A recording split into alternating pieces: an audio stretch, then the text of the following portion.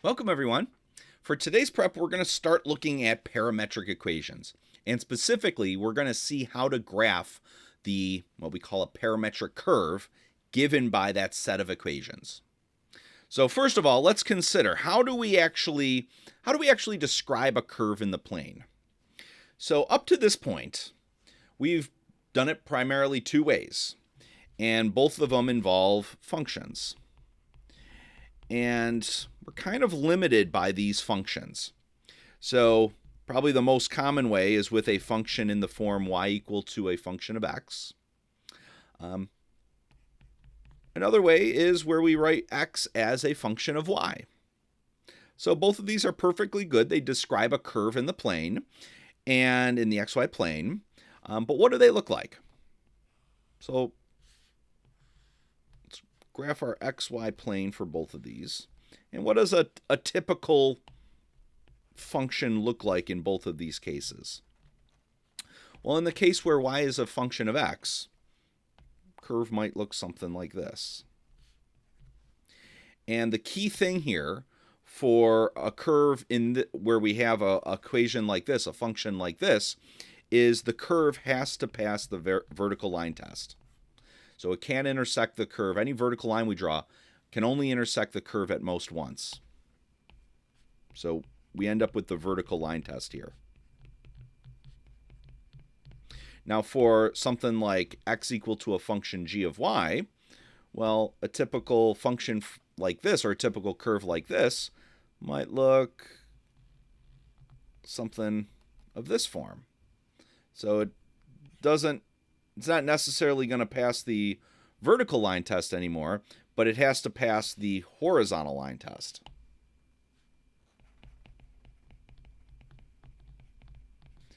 So we're kind of limited. If we have our two variables x and y related by a function like this, or related by a single equation, we're kind of limited in the types of curves we can consider. So both of these, we have x and y are directly related to each other, and we're kind of limited by the types of curves. So the idea here, in order to be able to talk about a greater variety of curves, is to kind of separate the x and y coordinates. And we do this by introducing a third variable. We're going to usually use t as our third variable. And to kind of picture what's going on, it's going to be helpful to think of this as representing time. So when we have our set of parametric equations, we're going to have a parametric equation for x. So x is going to be equal to a function of time. And then we'll have a separate equation for y. So y will be equal to a function of time. So you want to think of this as this first equation is telling us our x location at a specific moment in time. And the second equation is telling us our y location at a specific moment in time. And if we put them together, we get our position, x comma y, at that specific moment in time. So if we were to graph all of our different little points, it traces out what's called a parametric curve. And so in order to kind of picture this, it's going to be helpful to think of our curve, or this point xy, as being the position of a particle at time t.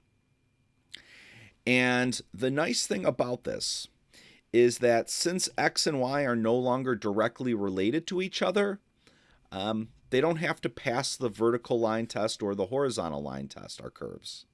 So we can end up with things like this.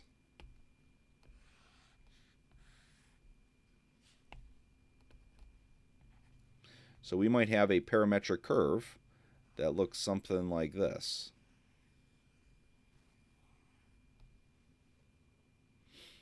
And when we plot a specific point, you want to think of that specific point is that's where our particle is at a given instant in time.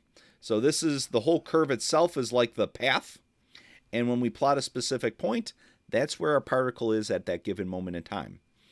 And if we're thinking of our variable here as t, well, there's a natural direction then to the curve in terms of increasing the time value. So normally we're going to indicate with little arrows here the direction of increasing time.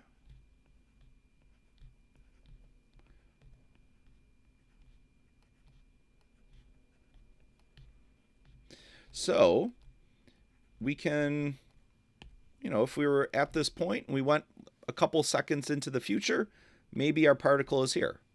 Or if we were at this point and we went a couple seconds into the past, maybe our particle is back over here along the path.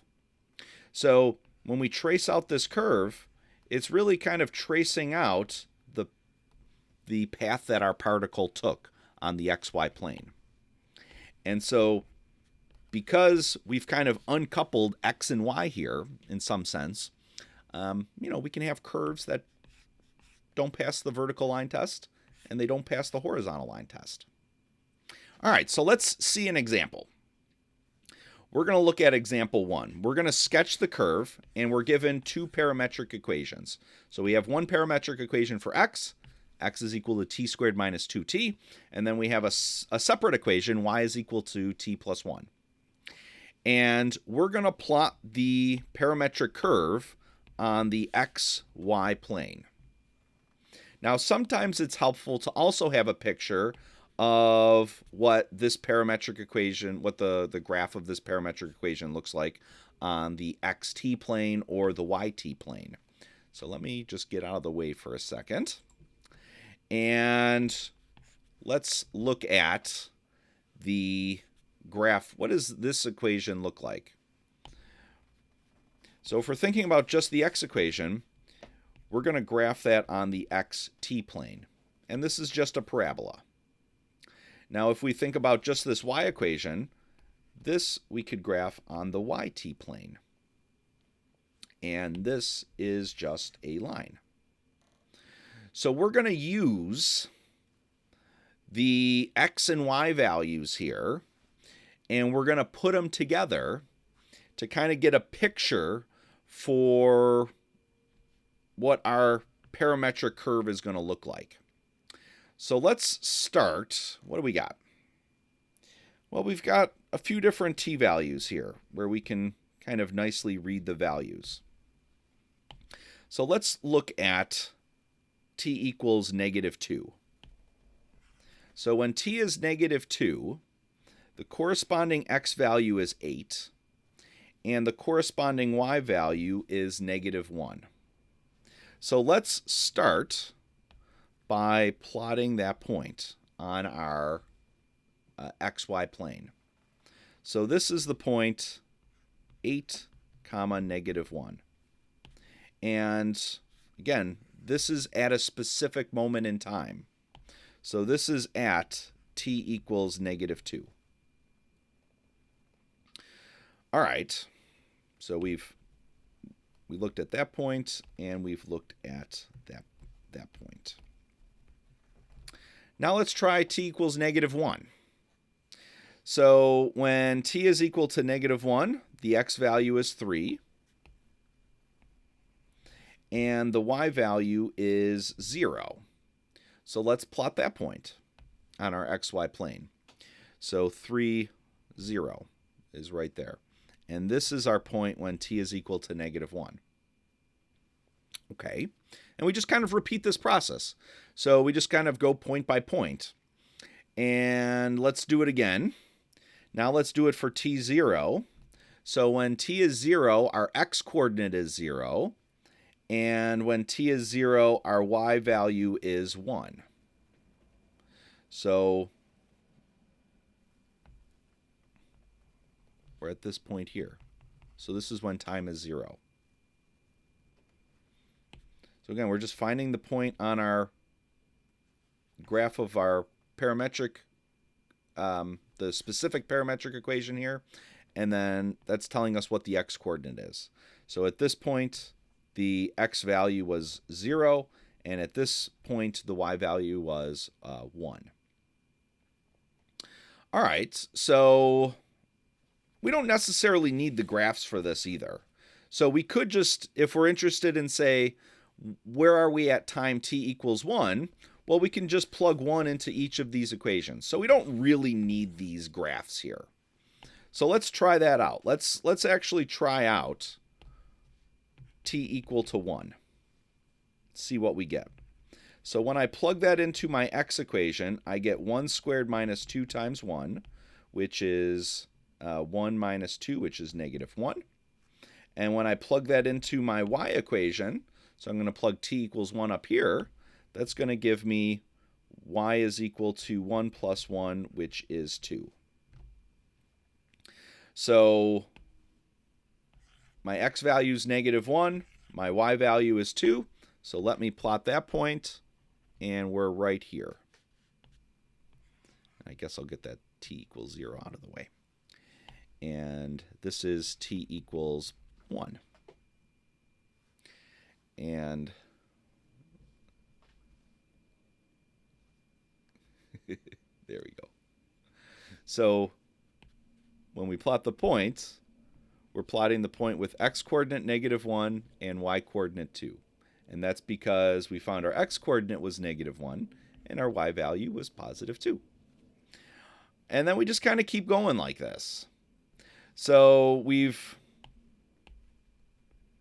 done t value of 1. We've done t value of 1. Now let's do maybe 3 more points. So where are we? Where's our x location when the t value is 2? Well, our x location is back to 0. And our y location is at 3. So our y location is 3. So we find the point with x coordinate 0 and y coordinate 3. X coordinate 0, y coordinate 3, it puts us right there. So this is our point when t is equal to 2. Then if we do t equals 3, again, find the point on each of these graphs, or you could just plug in. So if I were to plug 3 into this equation, I'd get 9 squared minus, or not 9 squared, I'd get 3 squared. So I'd get 3 squared minus 6, which is 3. And that matches up with the height here. So for time 3, my x value is 3.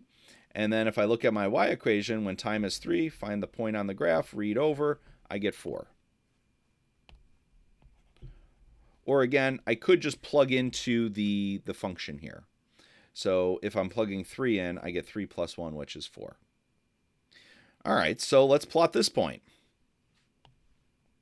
So the x value we said was 3, and the y value was 4, which puts us right there.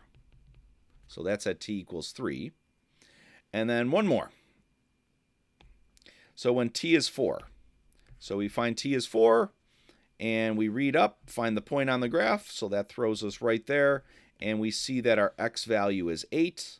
Or again, we could just plug in, and we get 4 squared minus 8. 16 minus 8 also gives us 8. So our x location is 8, and then if we plug 4 in over here, we get 5. Or we can find the corresponding point on the graph there, which is also 5. All right, so when our x value is 8, or when t is equal to 4, there's our point. And so now we just connect the dots, basically. And if we look, it looks like we've kind of traced out a parabola. So let's see how good.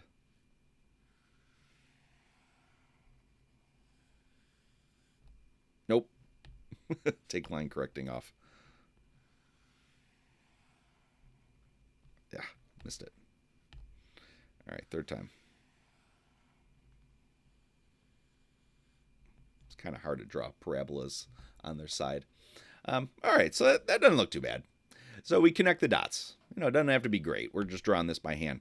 So we're really just taking the naive approach. So we're kind of specifying a few, general t values here. We went by integers. So t equals -2, t equals -1, 0, 1, 2, 3, 4. And then we found out where our particle was at those specific moments in time. So we plotted the points, and then we connected the dots. So a computer kind of takes the same approach. It just plots a whole bunch more points. So you can see this, doing this by hand, after a few points, it gets kind of repetitive. Now, the one thing, there is a direction here. So at this point, this is when we were here at t equals -2. Then we were at this point at t equals -1. So there's a direction here. And there's this direction of increasing time. So we go from -2, -1, 0, 1, 2, 3, 4. So there's a directionality here. So we usually put little arrows along our curve here to indicate the direction of increasing time. So again, you want to think of this as like a particle. So the curve itself is like the path our particle takes.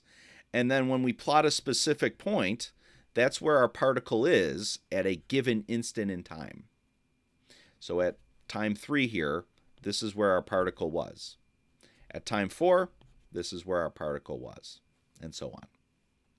All right, so we'll do another example like this in class, but just wanted to kind of introduce the idea. So we'll see you then. Bye-bye.